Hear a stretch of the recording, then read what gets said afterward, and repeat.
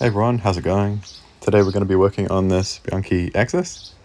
I got this off Marketplace for $40. It's in a pretty beaten up condition with all the mismatched parts and everything.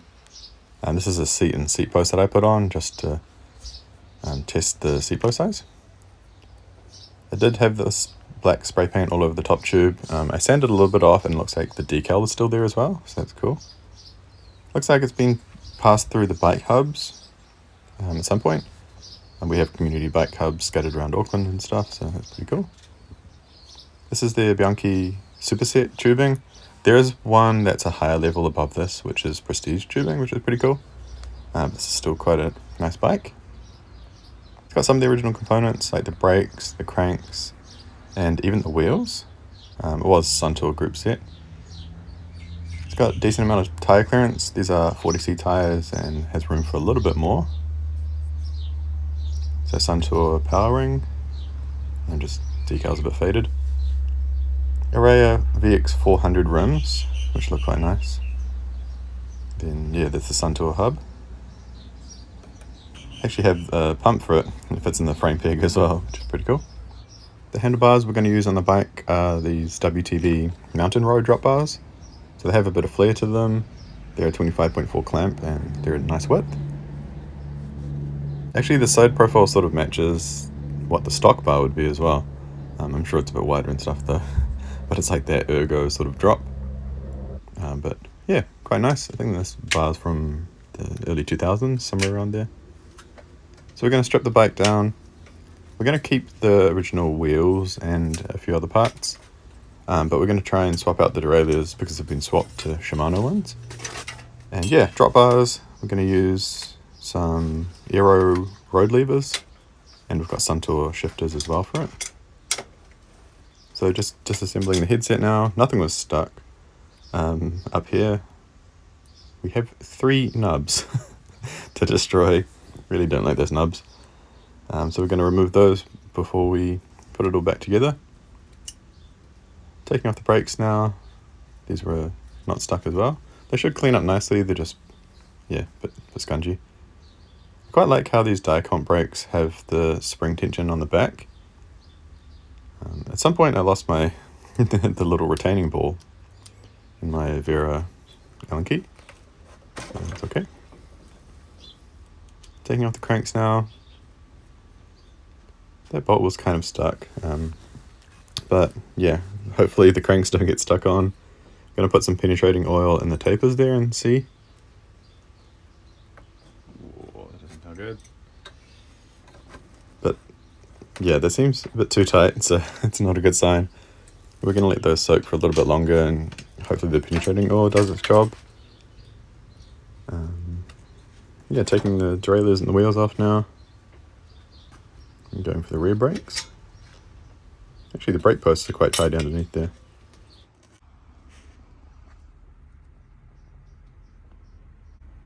Okay, we've had some food. I'm going to try and get this crank off. I'm not feeling too optimistic that it's going to come off in one piece.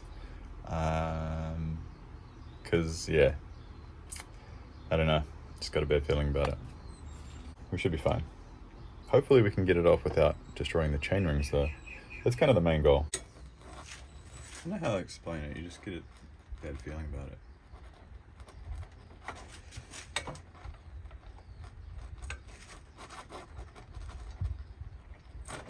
Yeah, that's not good.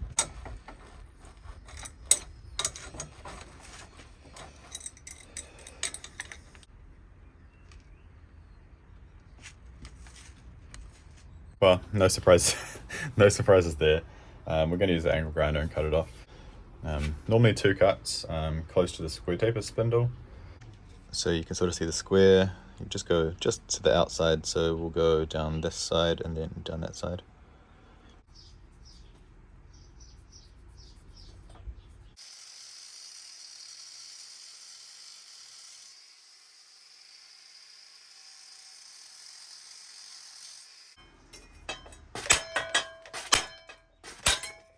So after making a couple of cuts in the crank, they freed themselves, so that's cool. I wasn't too concerned about these cranks. They're nothing too special, and they're actually 170 millimeters anyway. so not a huge loss. I was just hoping to not damage all of the chain rings, or at least keep the outer one. Ideally keep the middle one as well, because middle chain rings are kind of hard to come by in good condition, so yeah. We did beat up that inner ring though. We might be able to straighten it, but I've got lots of inner rings, so not a huge deal. Looks like we bashed the bottom bracket lock ring. Not that we're going to reuse it. Bit of rust from the bottom bracket. I didn't show it in the video, but inside the bottom bracket shell is all okay. There was just like a bit of rust powder and stuff just from the bottom bracket. This would have been quite a nice bottom bracket at one point, before all of its grease got washed out and it ruined itself. Moving on to the frame, clean up and everything now. So there's a few different ways you can get off spray paint from frames. I'm going to use this finishing pad. It's kind of just like a light sandpaper, basically. You can just use regular sandpaper, like 800 or 1000 grit or something like that. The most common thing is to use acetone or some other kind of chemical to sort of chemically remove it.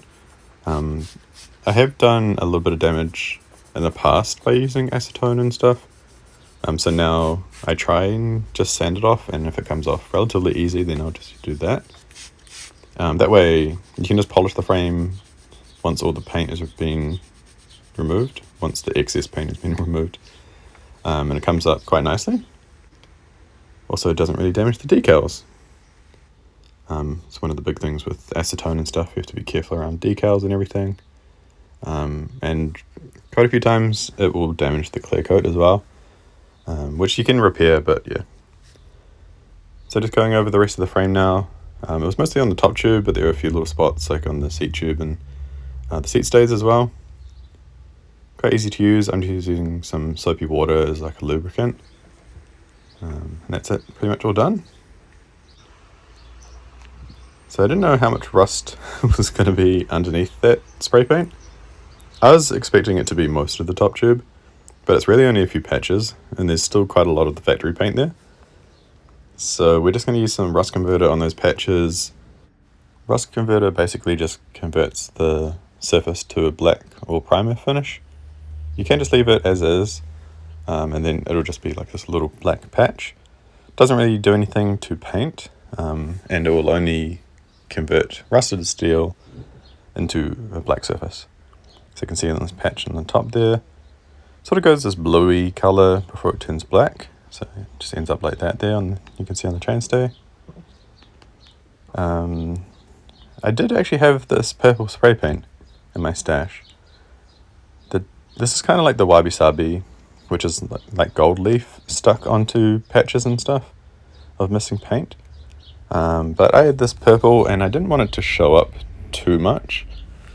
So I tested the purple and kind of from a couple of steps back it blends in quite nicely. It's definitely not like it's not meant to match. The paint is kind of bluey purple, but yeah. To make it sort of run and the brush strokes a little bit less prominent, I mixed in a little bit of penetrol in here. The penetrol sort of levels the paint a little bit, so you don't see the brush strokes as much. I'm not a good painter, so yeah. If I didn't have the penetrol, you'd see all my little brush strokes and stuff, and it just wouldn't look nice. But here it looks quite good, so really happy with that.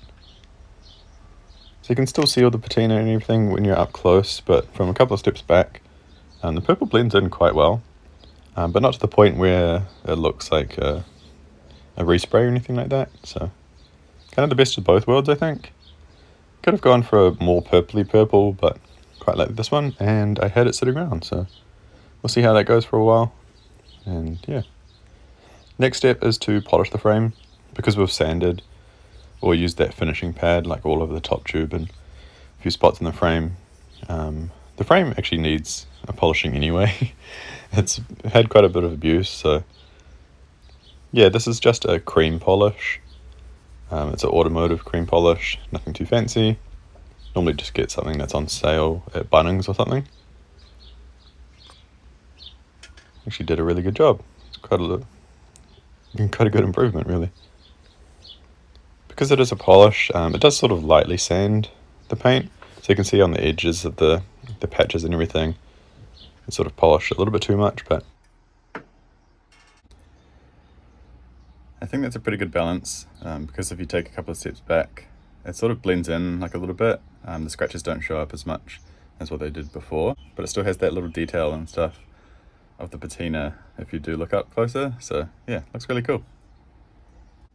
Next up, we're going to remove that community bike hub sticker, just using a heat gun to sort of melt the glue underneath it.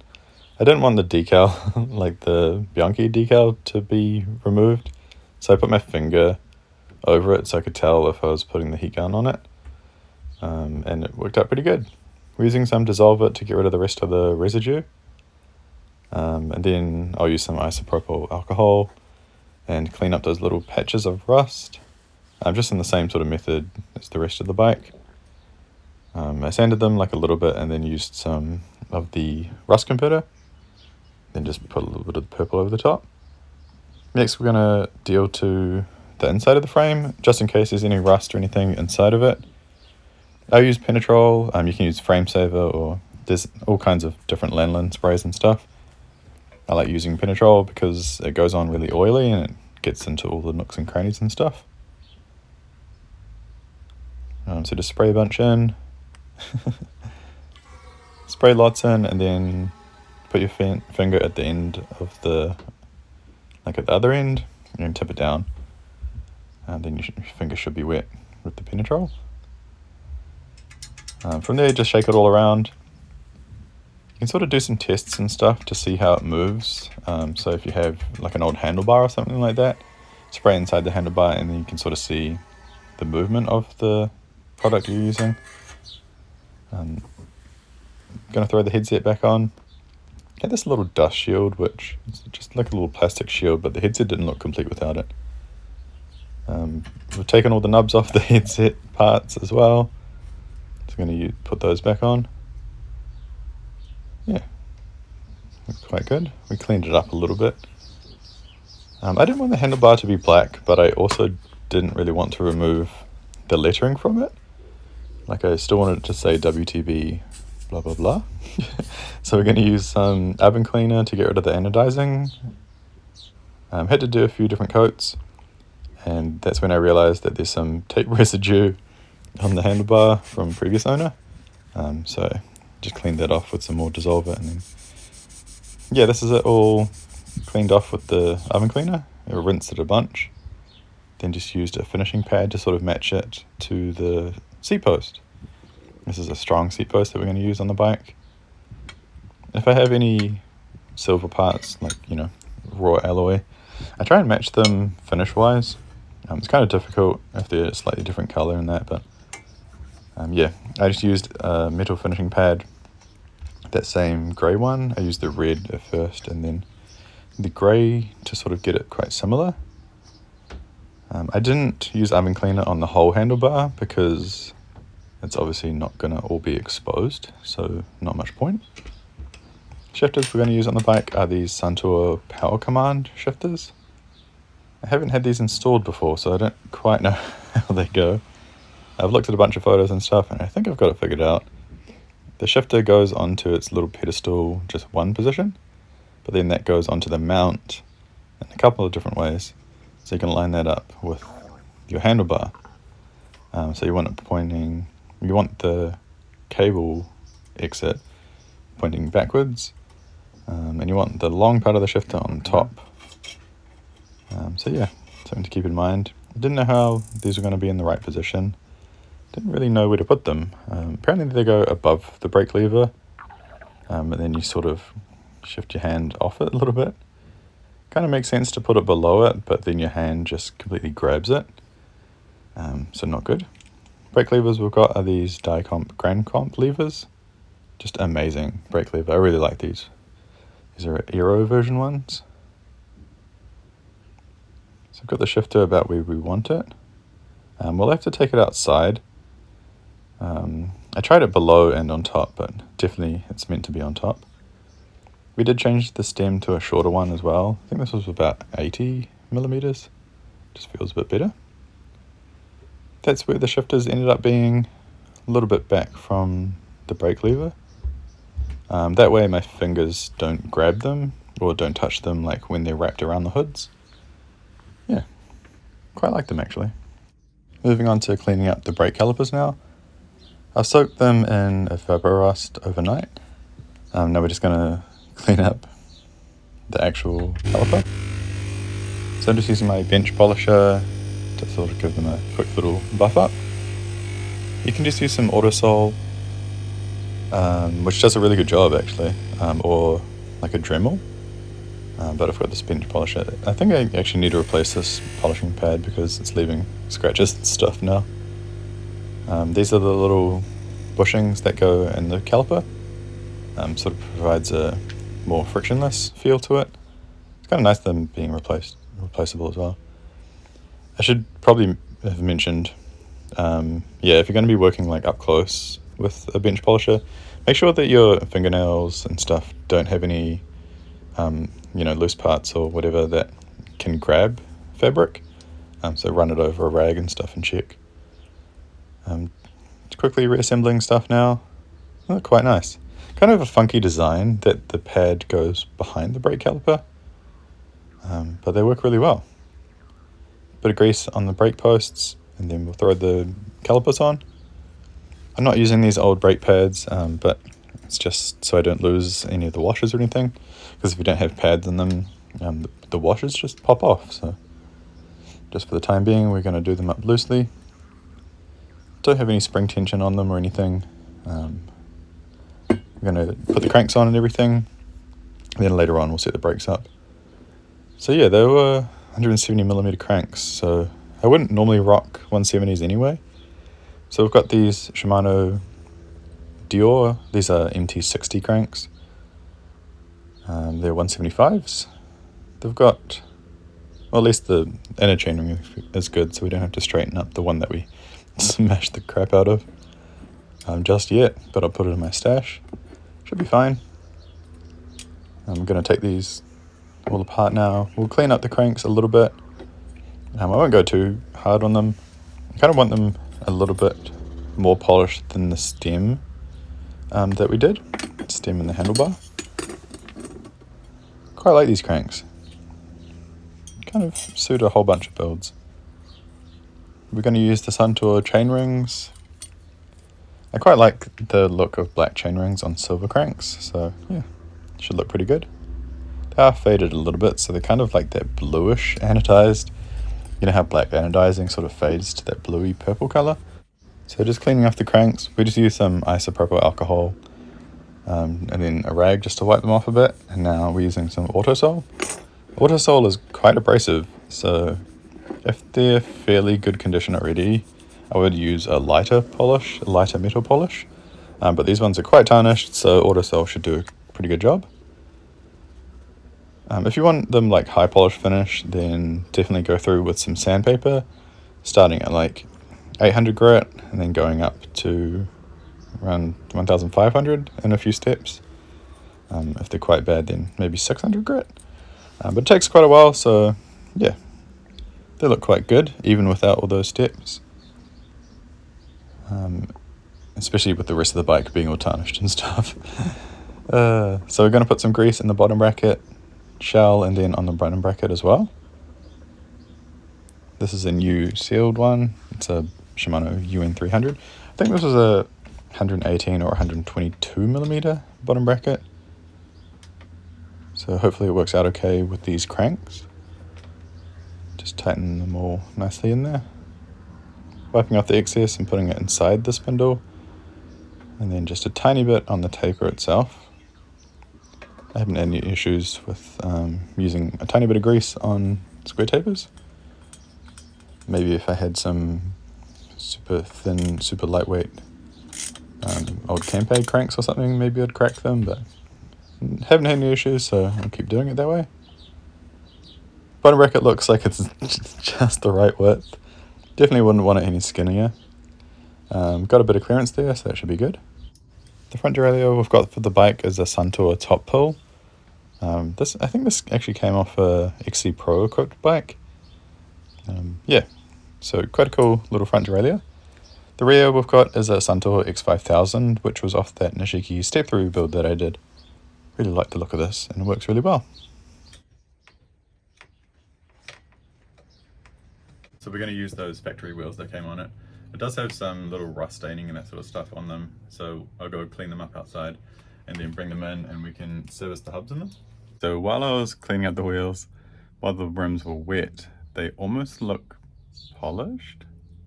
Then once dried again, they went to like that sort of hazy anodized look. So I did a little section with some polish, and they're kind of like semi-polished. They look really good compared to, you know, that. So quite a nice little surprise there. I thought they were just going to be like a matte silver, which I was okay with anyway because they were the original rims, but yeah, got a nice little bonus that they ended up being sort of like a semi-polished. Looks really good actually, and it should sort of wear a bit better than a full polish as well. Like you don't have to keep it as clean. So servicing up the front wheel now, I'm just pulling out the bearings, and then we're going to spray some WD-40 in there, wipe it out a bit. Checking the cones out, and they look pretty good. I thought I saw a tiny little nick or bit of corrosion in one of them, but it might have just been some dirt because I couldn't find it again.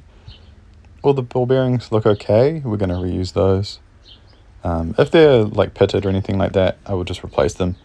You should really try and keep them together and on the correct sides as well, because they are like a wear item, and all the races and stuff wear together. So yeah, cleaned out all the old grease and gunk and stuff, put some fresh grease in, and then get the ball bearings put back in. I've got that little magnet at the side of the hub shell just in case I drop one of the bearings. Then it'll stick to the magnet and not go off into the abyss of the workshop floor, because they bounce really well. They always bounce, they never just drop.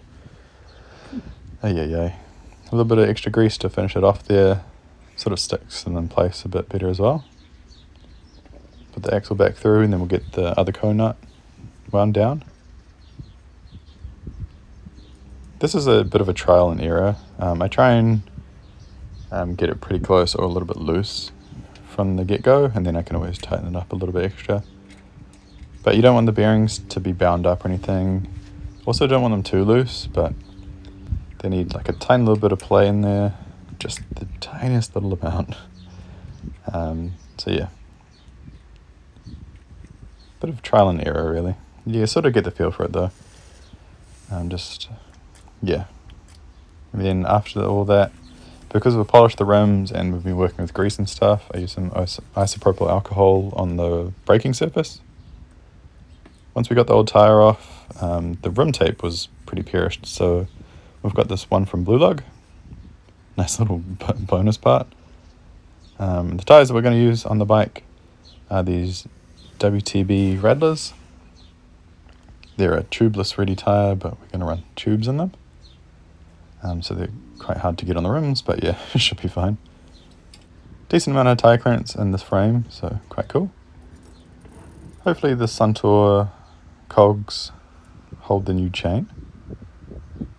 I think this is similar to the Uniglide Shimano stuff, how the smallest cog actually screws on and off and holds the rest of the sprockets on. I could be wrong though, that could be a strange freewheel. Cleaned up the factory skewers. I just soaked them in some Evaporust. Gave them a little polish up. Look quite nice. So these tyres should be a good balance. I didn't need like outright speed. I kind of like the off-road sort of look on the bike, so it should be pretty cool. The pedals we've got are these Sakai MTP 126s. I'm not going to go as far as putting toe cages and straps on them, but I do want kind of a similar to the catalogue build. It actually just worked out quite nicely that the handlebar we've got sort of matches the side profile, and yeah, get to keep the factory wheels and stuff. So yeah, we needed that little wobbly joint to get in there in these pedals. From there we can take off that little cone nut and get that out there. Then we can pull all the bearings out. Unfortunately, they did all come out like all jumbled, so we're not going to be able to put them back in the same spot because, yeah, they sort of fell out. Because there was pretty much no grease in these pedals. They were spinning so smoothly. Too smoothly. They did have a bit of free play as well, which is never good. Yeah, cleaned out the bearing surfaces and everything, put some fresh grease in. I'm just using, this is like my little pick, which is basically an old spoke that's ground down. And a little bit of grease on the end is enough to pick up the tiny little ball bearings and place them in that way. Yeah, that's probably the easiest way that I've seen. I know MKS, to load their bearings in, they have like this little tool that they've made. It just like it picks them up and then drops them into the thing. Haven't gone that far just yet, but could be cool. It's basically like a little funnel kind of thing. But yeah, doing a little bit of preload onto the pedals. Don't want too much though, want them to spin freely. And putting the little pedal cap back on. You can see some of the pedal is a little bit dirty. I did use the bench polisher, but it obviously doesn't get into the tiny little nooks and crannies and stuff. So we're just using a little bit of a rag to sort of floss through all the tiny gaps and stuff. Just using a bit of autosol as well. Yeah, look quite good. Pedals are going to be one of the most affected parts by regular use. So they're going to tarnish quite quickly, as well as the crank arms. So yeah, keep that in mind.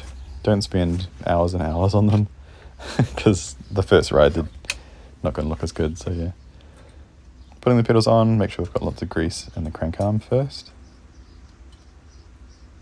Throwing the chain on now. This is a used chain, because yeah, I don't know what's going to happen with those old rear cogs. They're looking good nick though. But yeah, I want to keep them for as long as possible, so a lightly used chain is the best way to do that. Put some cables on now. Looks like the derailleur shifts through all the gears, so that's always good. It's a 30 tooth on the rear, which is quite cool. We've got white cables for the bike, and we're going to go with white handlebar tape. Again, that's how it looked in the catalog, and I think it looked really good in that catalog photo, so that's why I'm going that way. Eventually we might go through and adjust some things, maybe add like a I don't know if we need a front rack, but like a front bag or something would be handy. Yeah, cut all the cables and everything. So the cable routing is kind of tricky. I didn't know, like I've seen photos and stuff of how the shifter cables are mounted, but yeah. This is that little pick that I used just to open up the cable inners. Cable outer inner sheath. Yes, I'd seen some photos of the cable routing and stuff, so I had a rough idea. I didn't know whether I should do the shifter cables first, but I think this sort of worked out a bit better because I can tuck it underneath, and then the brake cable outers should lay roughly on top of them, sort of like on a horizontal plane. Yeah, roughly anyway. I wanted to keep like a little bit of slack just in case I want to reposition the shifters though. So the basic idea when I'm running drop bars or like a new setup or something like that, I put the cables on and everything without the bar tape on, then I'll take it up the road, make sure it's on roughly the right spot, and then put the bar tape on. Yeah.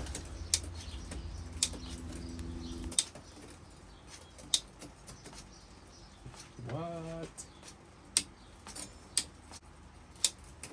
That's actually pretty impressive. What?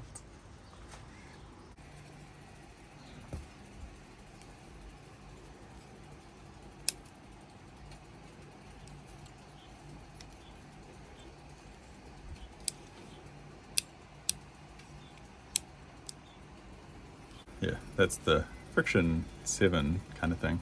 it kind of just softens the shifts a little bit, so you have like a little bit of wiggle room to sort of trim adjust while you're in gear. So it's not super hard, firm, crisp shifts. It's kind of just bit. I could probably pull apart the shifter and make it like friction only. But yeah, I don't know. I don't think I'm that against index shifting, but maybe I'll just get bored of it and at some point I'll butcher it. So the cables ended up quite tidy actually. I had to use a purple brake cable up here. It's just a little bit more flexible because I normally use compressionless cables, but they're a bit too stiff to get around that seat tube, so yeah. Brake pads that we're going to be using on the bike are Cool Stop Eagle Claws. I normally use salmon or the mixed compound. The mixed compound is just a little bit more predictable and harder wearing, I guess you'd say. It lasts a bit longer.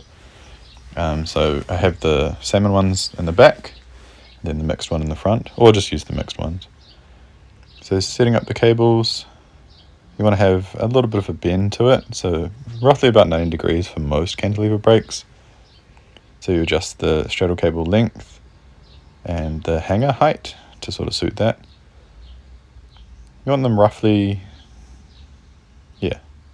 you want the straddle cable to be roughly 90 degrees when the pads hit the rim. You want the pads perpendicular to the calipers. Moving on to the bar tape now. I did the left side first because I didn't know exactly how to wrap them with that shifter there. But I think that looks pretty good. I sort of tucked it behind the shifter one wrap and then kept going. So I know white bar tape does get quite tarnished very quickly, but I had this in my parts bin, so we're going to use it, and it looks really good. So you just want to try and keep the bar tape sort of even, about half to 75% of the bar tape's width showing. And then once you get to a curve on the inside, you want that overlap to be a bit less. So we've got that around the hood, and then you can sort of see I wrapped it underneath or on the inside of the shifter, and then back up and over to cover the clamp. Then from here, I tucked it between the brake cable and the shifter cable. I just did that for one wrap, and then I went over both of them and then tied it all in together. It looks quite tidy that way, and sort of hides some of the chaos that is there. I did have a Celeste, which is like that green Bianchi colour. I had that coloured bar tape, but it was a little bit too bright. It's the same colour that's around the outside of the decals, but didn't quite like the look of it. And yeah, this looks more original as well, so looked really good, especially with the white cables. So that's why we went with that, even though it's going to get a bit dirty and stuff, but we'll just see how it goes. That's the bike all finished up now. Looking really good. We just used a black saddle. And yeah, really liking the looks of it. We got it all dialed in before the ride. So the ride today is out at Ambury Farm. It's one of my favourite spots to go riding, shooting these videos. This is the Watercare Coastal Walkway. It's like a shared path that goes quite a while actually. So really happy with how it turned out. Nice width handlebars and everything as well. It's a good size for me, so I'm going to keep this in my stable for a while.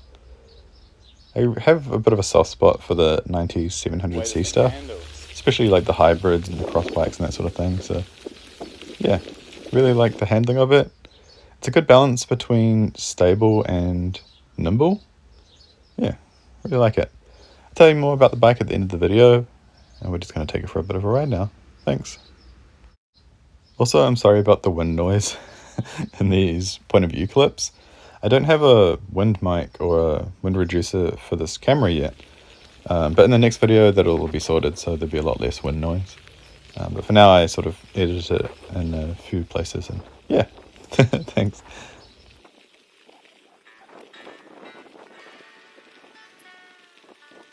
That's so cool.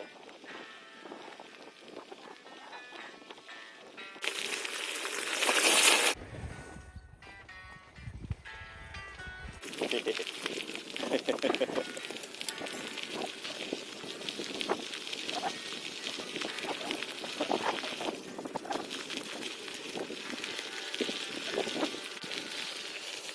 hands are a little dirty, but the bar tape isn't yet, which is remarkable because it's like bright white.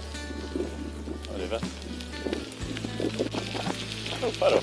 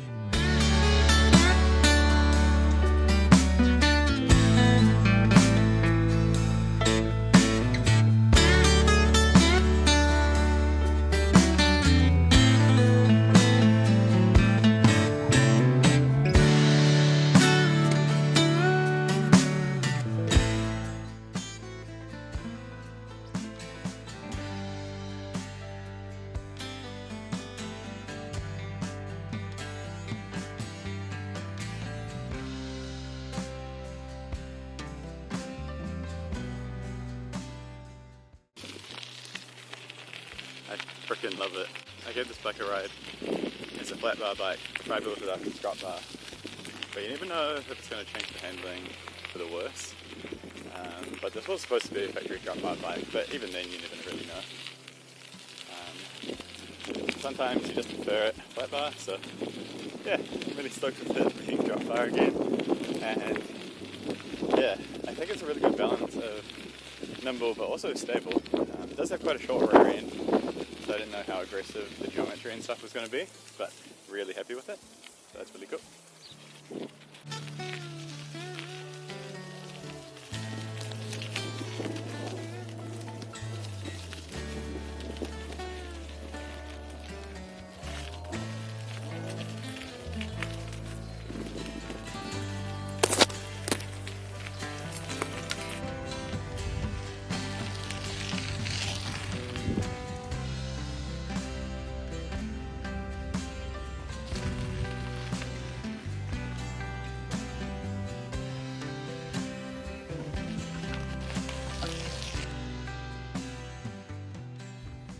So that's the video about all done. I don't really know what I would change on the bike. Maybe I would use a charged spoon saddle because I prefer those. This is a fabric one, fabric scoop I think it might be. And the pedals as well. You know how a lot of these old pedals based on the Duo XT, they're meant for toe cages, so half of the pedal ends up being like smooth kind of because your foot is sort of on the body instead of the cage. Other than that, yeah, I really like the bike. I'm super impressed with the shifters. I didn't know if I was going to like them because, I mean, I've never tried them before, right? So, but I really like them. They're in actually a pretty good position.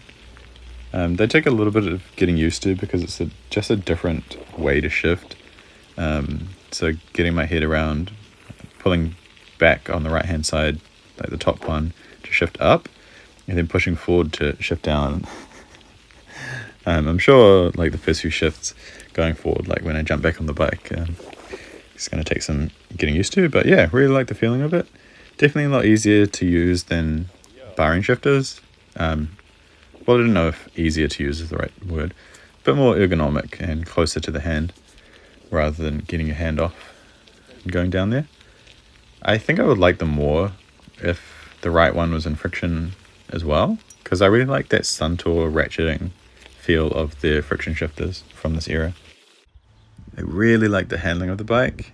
The geometry and the frame material and everything just feels really good to me, especially with the 40C size. Gives like a nice balance of comfort to stability and nimbleness. So I really like it. Yeah, I have a bit of a soft spot for this sort of era 700C bikes. But you never know how they're going to ride until you actually ride it. And I'm really impressed with this bike. So it's definitely going to be one that hangs around for a while. I don't know if I'll change it up at some point, do like a bit of a resto mod, because I'm just really liking the setup. Maybe next year, later on or something, I'll come back to it, but otherwise it's going to stay roughly the same. It'd actually be a really good touring or light bike packing bike as well. It's got like some mounts on it and stuff, so I could put a rack on, that sort of stuff. But yeah, love the look of the bike. I think it looks really good. I don't know, let me know what you think. Maybe, yeah, I don't want to paint it at some point. I can't find decals for it.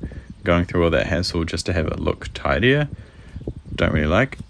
I like how beaten it looks, so yeah, thanks for checking the video out, and I'll see you again soon. We've got another 26-inch bike to wrap off the year, and yeah, thanks for checking the video out. Bye.